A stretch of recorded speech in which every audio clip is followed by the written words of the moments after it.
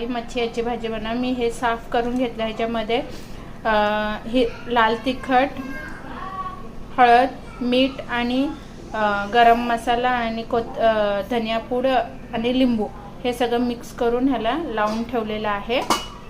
आणि त्याच्या संगतीच आपण वाटण केलेलं आहे। ह्याच्यामध्ये 2 टमाटी, 2 मिरच्या, अद्रक लसूण आणि पुदिना घेतलेला आहे। हे वाटण आपण तेल गरम होत आहे त्याच्यामध्ये टाकूया।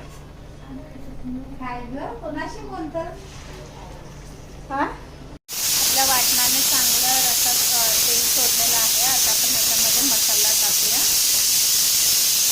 चवीनुसार मीठ, हळद, गरम मसाला, धनिया पूड, लाल तिखट।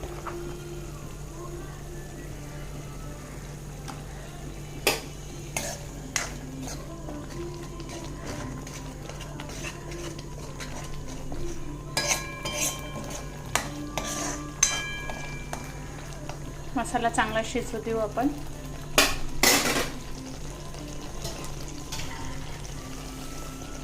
मसाला शिजण्यासाठी जे वाटण केलं होतं त्याचं थोडंसं पाणी टाकूया।